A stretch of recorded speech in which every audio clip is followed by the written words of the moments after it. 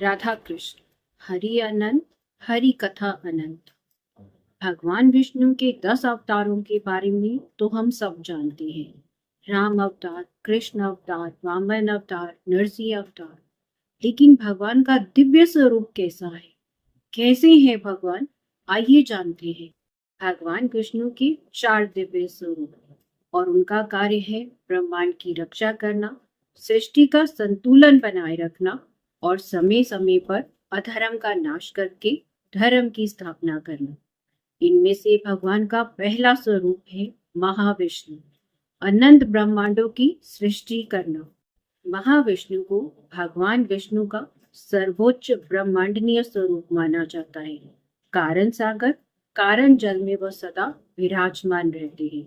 यह जल उस क्षेत्र का प्रतीक है जहाँ भौतिक प्रकृति की सारी संभावनाएं निहित है, जिसे प्रकृति और महातत्व कहा जाता है। महाविष्णु का यह स्वरूप हर उस ब्रह्मांड के जन्म से पहले होता है जो अभी तक अस्तित्व में ही नहीं आया। वह योग निद्रा में स्थिर होते हैं और वह जब सांस छोड़ते हैं तो शरीर के रोमकूपों से अनगिनत ब्रह्मांड उत्पन्न होते हैं। हर ब्रह्मांड में एक अंड के रूप में प्रकट होता है।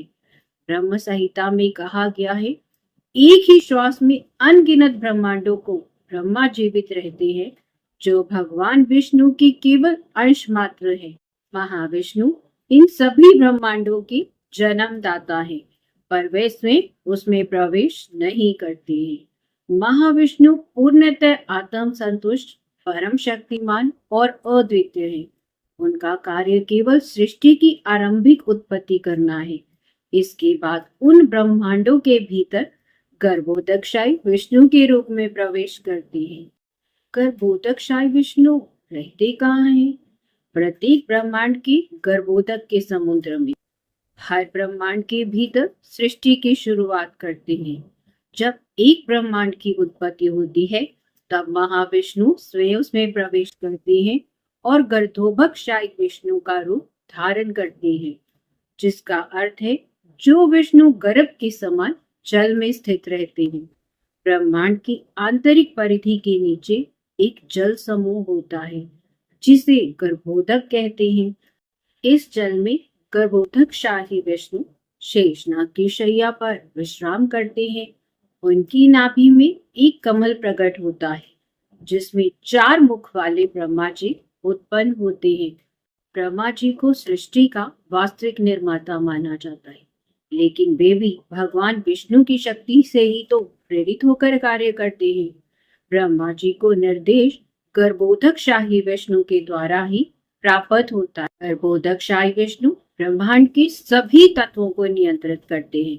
पंच महाभूत, काल, मन, बुद्धि, अहंकार और सत्व रजतम के गुणों को। यह ब्रह्मा की उत्पत्ति के स्तोत्र है।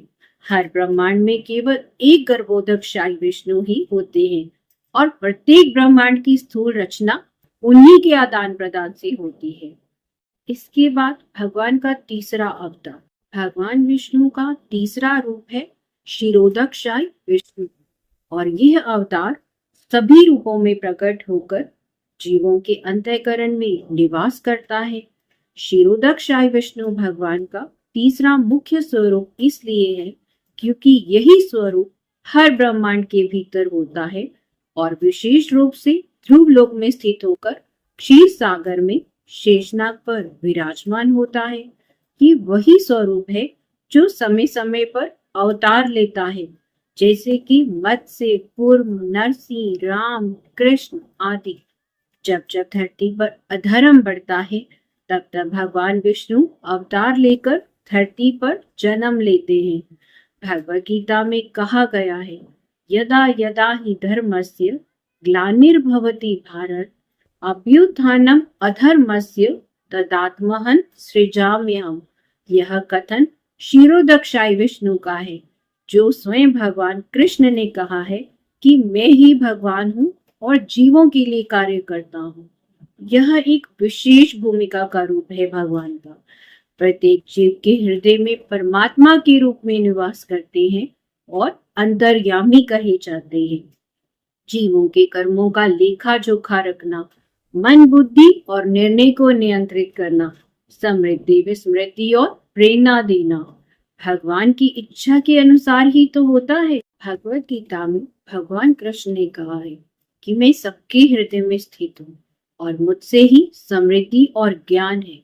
चौथा अवतार भगवान विष्णु का है अंतर्यामी विष्णु। प्रत्येक जीव के हृदय में कार्य आत्मा के साथ साथ रहना, उसे दिशा देना, धर्मानुसार प्रेरित करना। अंतर्यामी विष्णु शिरोदक्षाई विष्णु की ही सूक्ष्म तत्व का रूप है और यह रूप विशेष रूप से अदृश्य और आत्मिक है। वह हर प्राणी के हृदय में एक साक्षी के रूप में विद्यमान है। जीव की आत्मा को सही और गलत का बोध कराना, किसी कर्म को करने से पहले चेतावनी आना, जैसे कि हमें एक आंतरिक आवाज आती है कुछ सही या कुछ गलत हो रहा है। प्रतिक्रिया का लेखा जोखा रखना, हम जो भी कर्म करते हैं वो कहीं ना कहीं तो लिखे जाते हैं, तभी तो कहते हैं कर्मों का भोग है, भोगना ही पड़ेगा। मृत्यु के पश्चात कर्मानुसार फल दिलाना, अर्थात हमें अगला जन्म कौन सा मिलेगा, हम कौन सी योनि में जन्म लेंगे, मनुष्य या पशु, यह सब पहले से ही हमारे कर्मानुसार लिखा जाता है। इस रूप को परमात्मा या साक्षी चैतन्य भी कहते हैं। इन स्वरूप को सही समझ से सनातन धर्म की गहराई से भगवान विष्णु के असली स्वरूप को पहचाना जा सकता है। भगवान विष्णु की महिमा असीम है, वह अनादि है, अनंत है, सर्वव्यापी है। इसलिए प्रेम से कहिए, हर समय कहिए, राधा कृष्ण, राधा कृष्ण।